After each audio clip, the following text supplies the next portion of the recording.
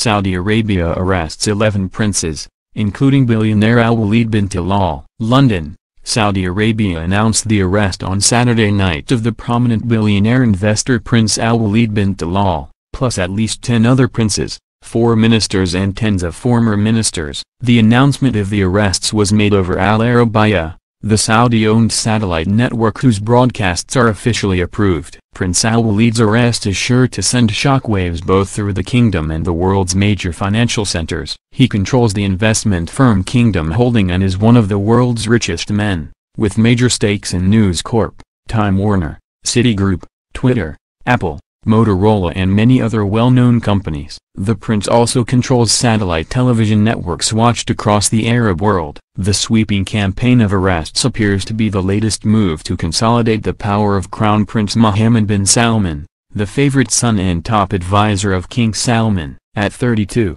the Crown Prince is already the dominant voice in Saudi military, foreign, economic and social policies, stirring murmurs of discontent in the royal family that he has amassed too much personal power, and at a remarkably young age. Continue reading the main story. The king had decreed the creation of a powerful new anti-corruption committee, headed by the Crown Prince, only hours before the committee ordered the arrests. Al-Arabiya said that the anti-corruption committee has the right to investigate, arrest, ban from travel, or freeze the assets of anyone it deems corrupt. The Ritz-Carlton Hotel in Riyadh, the de facto royal hotel, was evacuated on Saturday, stirring rumors that it would be used to house detained royals. The airport for private planes was closed, arousing speculation that the Crown Prince was seeking to block rich businessmen from fleeing before more arrests. Prince Al-Walid was giving interviews to the Western news media as recently as late last month about subjects like so-called cryptocurrencies and Saudi Arabia's plans for a public offering of shares in its state oil company,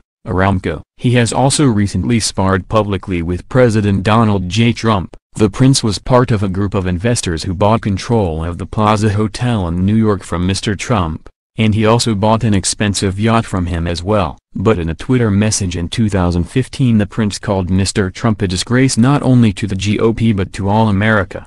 Mr. Trump fired back, also on Twitter, "That dopey prince at Al-Walid _Talal wants to control our US politicians with daddy's money." As president, Mr. Trump has developed a warm, mutually supportive relationship with the ascendant Crown Prince, who has rocketed from near obscurity in recent years to taking control of the country's most important functions. But his swift rise has also divided Saudis. Many applaud his vision, crediting him with addressing the economic problems facing the kingdom and laying out a plan to move beyond its dependence on oil. Others see him as brash, power-hungry and inexperienced, and they resent him for bypassing his elder relatives and concentrating so much power in one branch of the family. At least 3 senior White House officials, including the president's son-in-law, Jared Kushner, were reportedly in Saudi Arabia last month for meetings that were undisclosed at the time. Before sparring with Mr. Trump, Prince Al-Walid was publicly rebuffed by Mayor Rudolph W. Giuliani,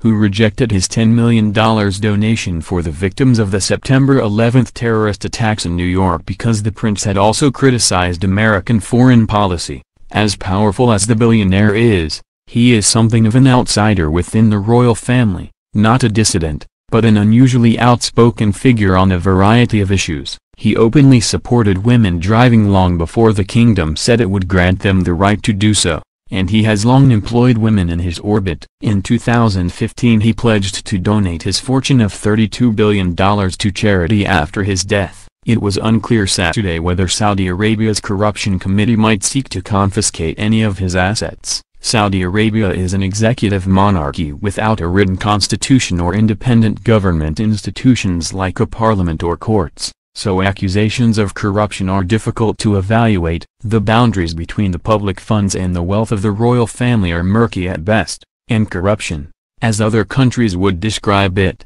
is believed to be widespread. The arrests came a few hours after the king replaced the minister in charge of the Saudi National Guard, Prince Mutaib bin Abdullah, who controlled the last of the 3 Saudi armed forces not yet considered to be under control of the Crown Prince. The king named Crown Prince Mohammed the Minister of Defense in 2015. Earlier this year, the king removed Prince Mohammed bin Nayef as head of the Interior Ministry, placing him under house arrest and extending the crown prince's influence over the Interior Ministry's troops, which act as a second armed force. Rumors have swirled since then that King Salman and his favorite son would soon move against Prince Mutab, commander of the Third Armed Force and himself a former contender for the crown. Thanks for watching. Please like, share and don't forget to subscribe channel.